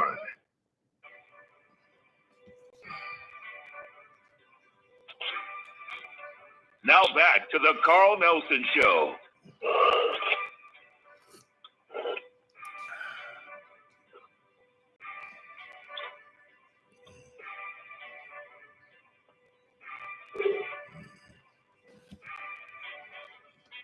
To you as well, Pastor David. What's that? Staying with us on this Tuesday morning. Our guest is Chairman Fred, and also we have Dr. James Taylor's with us. Dr. Taylor's a black politics expert, teaches at the University of San Francisco. And we started the conversation basically with Chairman Fred, and we know we got to go, but before we let him go, Chairman, I know you want to say something about your mom, who's also, because she's been a remarkable woman, because Dr. Taylor mentioned about the work of the women in the Black Panther Party, and she's done a remarkable job, not just as your dad's mother, wife, but also your mother as well, because she raised you and become a revolution just like your dad. So I'll let you say some words for Mother Akua. You know, I was when I was saying Dr. Taylor when he's speaking about even in regards to the women of the Black Panther Party, and I always try to be as objective. In fact, I recall I was speaking about it one time, and someone said, "You refer to your mother as comrade," and I said, "That's my A1 from day one." Again, my A1 from day one. And I said, I feel fortunate falling from the tree of two freedom fighters. But I was thinking, when the doctor was speaking, I'm reminiscing on war stories and love stories about women in the Black Panther Party situations where I heard they were actually having labor pains, what I'm saying. They were still preparing the breakfast, for the Black Panther Party free breakfast program that are serving to the people. I think about Mother Comrade Akua and Jay, who we fortunate to have on our advisory board of the Black Panther Party Cubs, and just the consistency, not only the wife and now the widow, but the comrade of Chairman Fred, and a lot of people talk about the heroic move, like even the cover down of the comrade, her chairman, our Chairman Fred, but also to be in the cadre of the finance committee under Lieutenant Barbara Sankey, which was under leadership of Chairman Fred, leadership of the Black Panther Party. But to be at that service, and again to go on, I feel fortunate. But again, I can't say enough. I'm a Black Panther Party Cub by birth and by battle. You know what I'm saying? And I feel fortunate to have some people, not only my mother comrade, but other forces who I can pick the brains at any given time and ask about discussion to live this, not just during Black History Month, not just when it's politically correct, or not when it's fashionable. You know what I'm saying? But also be a person to be around a person of principle. I tell this war story all the time, this love story. I recall when our heat was off, our gas was off. And I remember, so there was a book proposal brought to her, and I was about 12 years old, and I remember asking her, I said, well, if this book happens, will the heat get turned back on? And I remember her principal position of saying this is a no-go. Even in the face of there were individuals who were in the Black Panther Party, or family members who were saying, go for it. She held the line. And so again, under contested conditions, and like us, she's remained objective, in the face of slander, attack, attacks. But and I don't leave with the narrative. This is some sort of subjective position about just my family, But the legacy of an organization that stood up, that came from the community, that turned our communities into classrooms, that impacted our childhood, our womanhood, our manhood, our humanity. Again, and I sympathize for those who have not, not examples of men and women and children, but again, forces such as Deborah Johnson, now Akua and Jerry, Deputy Minister of Health Ronald Doc Satchel, and so many others who we refer to as not role models, but real models. Chairman, before we let you go, how can folks help you? Because you're still trying to save the Hampton House, the home that your dad, Chairman Fred, grew up with outside of Chicago. Well, we fighting. We say save and maintain. To maintain the ongoing work. I want to say that too. We're not just talking about this. The ongoing work that we're doing. Minister UEP say that social practice is a criterion for truth. So the programs that we're still doing right now, they can go to Cash App, $ Save the Hampton House. They can go to PayPal, Chairman Fred Jr. at Gmail via PayPal. They can go to thehamptonhouse.org, hit the donate button. We're going to push them for a full force fundraising support for this upcoming August 30th. It's Chairman Fred's 77th birthday. You know what I'm saying? So we're going to have the Chairman Fred birthday, the street party. It's August 30th. We're doing the 30th in Chicago on the west side, on the block he was assassinated on. We're doing August 31st right here in Maywood. So again, we're gonna be consistent. You know what I'm saying? So August 3rd and 31st, but those are different ways that people can support. Again, Cash App, $ Save the Hampton House. Go to savethehamptonhouse.org, hit the donate button. We appreciate all the support. Thank you again for this insightful discussion at this time. Doctor, my fellow panelists, I appreciate you being online. This was some great discussion. I appreciate the people in general for the comments, those who commented, those who tapped in. And you know what I'm saying? Again, I hope I was insightful. We really provide information, because the Black Panther Party said the information is raw material for new ideas. I hope we don't get bogged down in subjectivity. We don't take this personal. I struggle myself to be objective, and the love for the people outweighs any attacks waged upon us. And again, even in death, you know, let the record reflect. You know what I'm saying? That we are fighting for the service of the people and the service of history. Thanks, Chairman. Say hello to Mother Akua for us. Thank you. Yes, sir. Thank you. And Carl, that's just part of a wonderful recognition and tribute. And again, to me, it's not just about looking at the past. It's about how can we pull the past forward and use what is still useful and adaptable to every situation. In other words, in every city, young Black people should be organizing. They should be talking to community centers, boys and girls clubs, YMCA, the Black churches. Open those facilities up for meeting places. Somewhere in Florida, Black churches, some have begun having Sunday and Saturday schools because of the wickedness of them trying to erase Black history in Florida. That's the kind of initiative we need. That's what the Panthers taught us. The Panthers were simply trying to be an example for the people. How to organize, to you as well, my sister. How to fight back. Yes. And they were trying to teach the people, here's what we're doing, and Chairman Fred would say that we're not just talking about feeding the people, we feed the people. We're not just talking about helping the elders, we're helping the elders. We're not just talking about getting people up to the prisons to see their family members. We got an ambulatory service.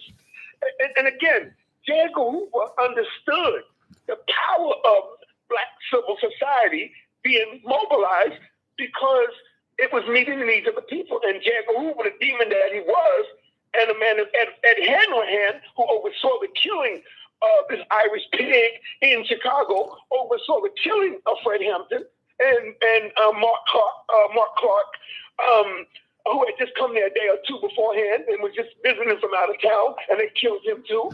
They tried to get Bobby Rush, and he wasn't there. This devil, William O'Neill, the Negro, killed himself. I think he betrayed Fred Hampton for less than $80. I think it was like $80. How you going to destroy a revolution for $60 or $80? That's what, so what we're up against, there are plenty of sellouts. We see famous sellouts like Snoop. We've seen Kanye West sell out. We've seen Nelly sell out. And all of them are being rewarded now. They got all that new commercials. That's a game they play with the devil. They get rewarded by the devil. But the people will not forget. And this is what Huey and Fred Hampton, I wish they could have sat down together and talked. Because if it was Huey and Fred Hampton, if you got Fred Hampton in that meeting with Huey, in the early Panther movement, and let Fred Hampton and Huey just freely talk, because they were both brilliant men. But Fred Hampton, man, that brother was like Stokely Carmichael. He wasn't just a philosopher and a thinker. He was an organizer, and that's different. You can run your mouth all you want. Stokely organized through SNCC. Fred Hampton, Chairman Fred, organized throughout Chicago, and you got to do it from the street level up. That's what the Chicago Panthers and Oakland Panthers had in common, is they understood the brother and sister on the block are integral parts of the revolution. If there's going to be a revolution, it ain't coming from the Black bourgeoisie. It's going to come from the Black proletariat, the working class. And what we need to do today in 2025, when you see the Trump administration cutting everything they can, trying to bring back the Redskins, and we've been through this before. And we're the only group in America that has three eyes, where we can see stuff the rest of these people can't see. We told the agents, if y'all oppose affirmative action, it's going to hurt you more than us. The agents got played in America. They ran behind this Jewish dude, Bloom, and they went to North Carolina, they went to Harvard, and fought to get rid of affirmative action. And if you look at the data, the only people who got hurt when they got rid of affirmative action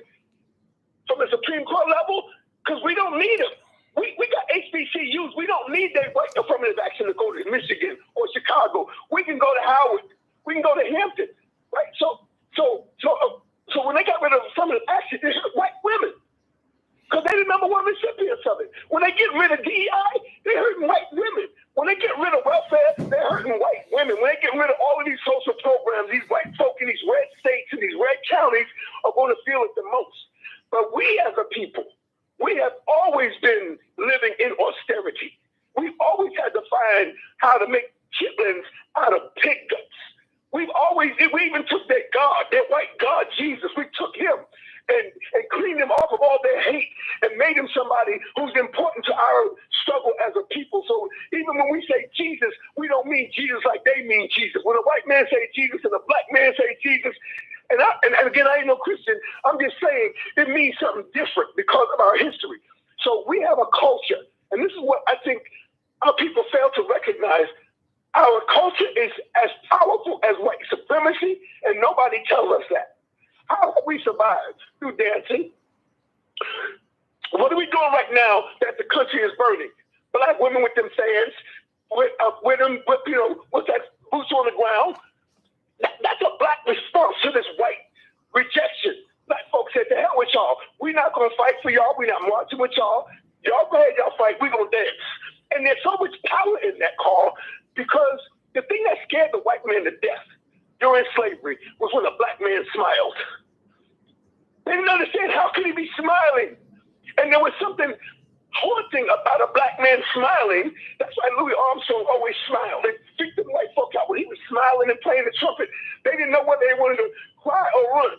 But that smile is a haunting thing. And when a black man smiles while he's oppressed, the white man says, this man trying to get ready to kill me? So I'm saying to you, even a smile was a revolutionary act at one point in black culture. And dancing now, the way sisters are and brothers are in these line dances, is a middle finger to America, saying to them, we don't care if this thing burns down, we're going to be all right. We're going to survive when the white people dead, when all the other people dead. The last people going to be standing in America, like Gil Scott Harris said, who will survive in America? It ain't going to be the people coming after us. Because I believe, again, when you look at the program of UNIA, Garveyism, Garveyism is never going away. Garveyism is Rastafarianism. Garveyism is Bob Marley. Garveyism is Peter Tosh. Garveyism is UNIA, the United Negro Improvement Association, was the most important black organization probably around the world at one point. Garvey taught us about how we should do industry. He was based his philosophy on Booker Washington's ideas of black self-development. And then Elijah Muhammad comes along and embraces Booker Washington's teachings. Du Bois comes along with a different focus, the talented 10th idea. But Garvey, there's a genealogical line that runs from Garvey through Father Divine, through Daddy Grace, through the Nation of Islam, through the African Orthodox Church, through UNIA. And so the Nation of Islam is an extension of Garveyism. They don't like to admit it, but I know the history. So the nation is really what we still got standing. I wish the Nation of Islam, as soon as Farrakhan dies, I wish the Nation of Islam would turn itself into a black political party. Because I don't know what its future is otherwise. I don't know if the nation can continue after Farrakhan. But I think it should consider turning itself into a black political party all over America because we need one badly, and they're the ones that are primed institutionally to do it. The nation had a bank called, the Nation of Islam had a bank with billions of dollars in the 60s. So we need black banks. We got more accountants now than ever called. We got more lawyers than ever called. We got more medical professionals than ever. How come we aren't better off than we are, given that 50 years ago, if somebody had a law degree, they put that law degree to use to elevate the black group, like Thurgood Marshall or Constance Baker Motley. Today, you get a law degree, and it's all about you, not your people.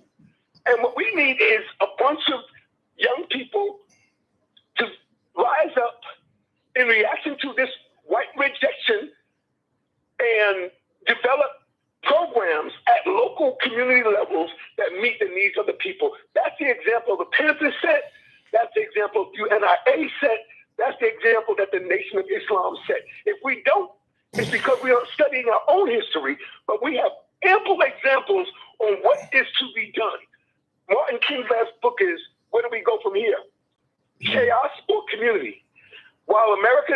chaos, I'm urging Black folk to focus on family and community. Family, even if you're a woman and you ain't right, try to figure out how to make it work for the family, for the children, for the future of the Black community, because that is the most important part of everything we're doing is the family unit. Even if you by yourself, you can be single and still be family, right? You don't have to have kids. Right there, Dr. Taylor. We got to step aside for a few moments. We come back, and Norman in Toronto has a question or comment for you. Family, you too can join this discussion with Dr. James Taylor. He's a Black politics expert at the University of San Francisco. That's where he teaches. He's a political scientist. They fight together in this class every day. What are your thoughts?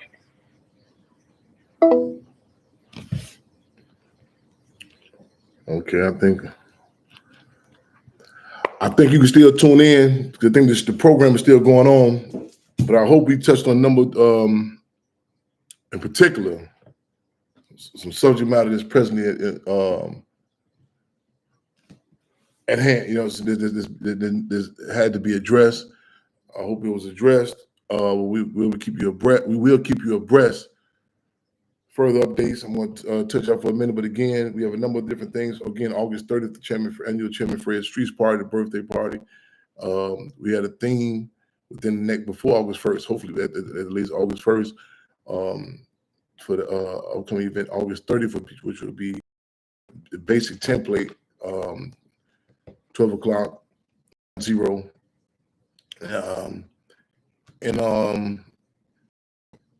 The events to be convened at the wall that later that day, then August 31st, Maywood. So we have that basic template forthcoming. Yes, indeed. We'll be keeping y'all abreast again. Repost this. Revolutionary love and respect.